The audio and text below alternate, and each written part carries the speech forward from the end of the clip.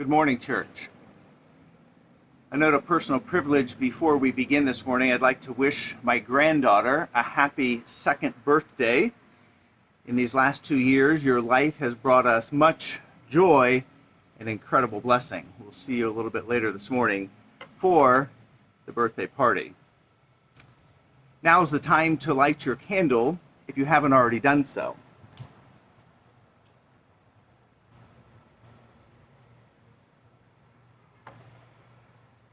We light a candle so that we don't get lost in the dark.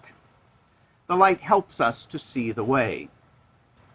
That's one of the reasons that the author of the Gospel of John called Jesus the light of the world.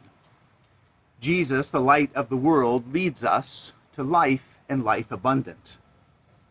And that's the goal, life and life abundant.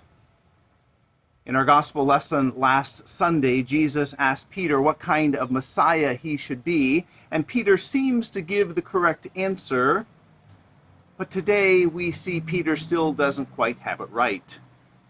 Peter has more to learn, and so do we. We know this because Jesus says to Peter in our lesson today, "Get behind me, Satan." Now, as a disciple of Jesus, this is something you never want to hear Jesus say to you.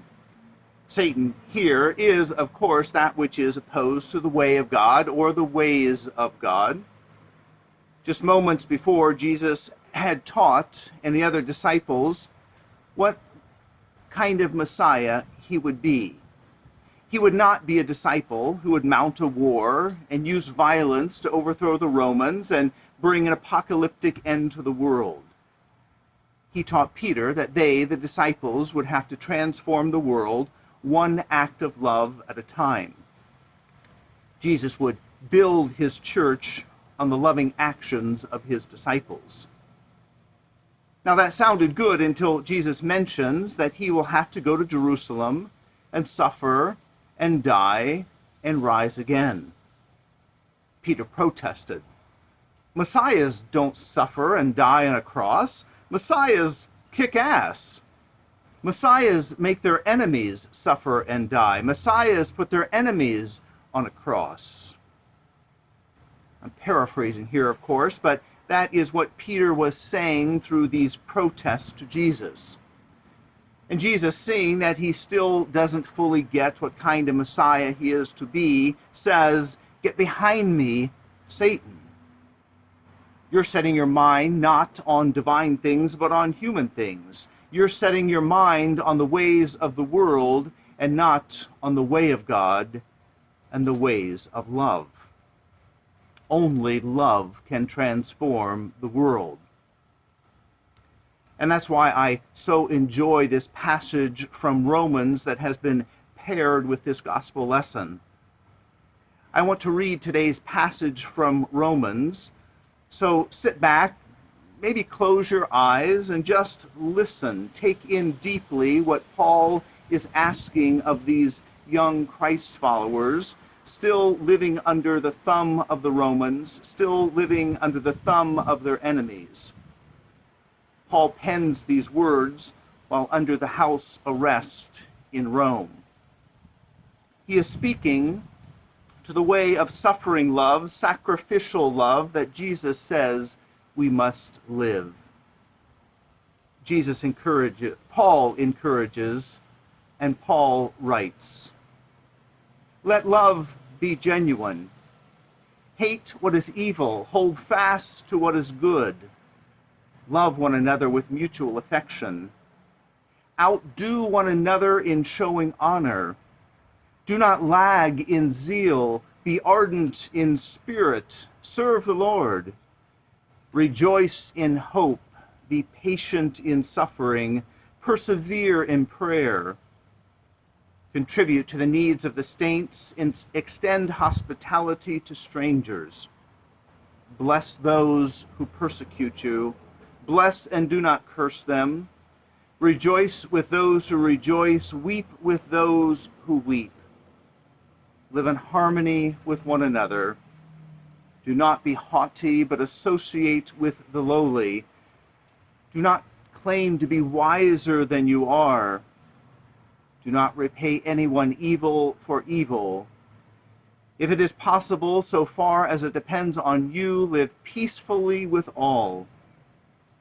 If your enemies are hungry, feed them.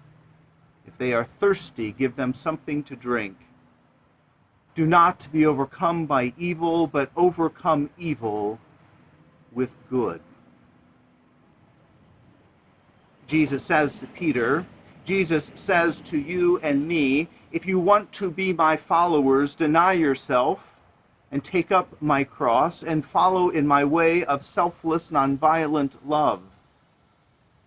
It's hard to live this way.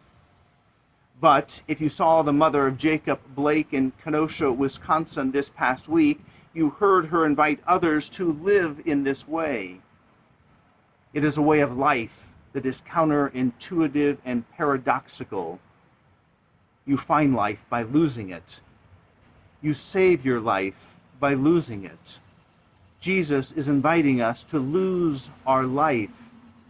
And we do that day by placing others before ourselves and serving our neighbors in need. It's quite a spiritual journey to take yourself out of the center and place your neighbor into the center. But Jesus did just that. He said, I came to serve, not to be served. It's foundational to getting life right and finding real life and meaningful life. Hopefully, in these past 2 Sundays, we have caught a new vision of how God works in the world. God works in the world through us. He started with Peter, and upon that rock, the Spirit has built a worldwide community of love. God is ready to use you to let loose into the world divine love and care and compassion and healing. Use you to manifest heaven on earth. Brothers and sisters, we have a high and holy calling. As we live out that calling, we find life and receive life. But paradoxically, it all starts with losing.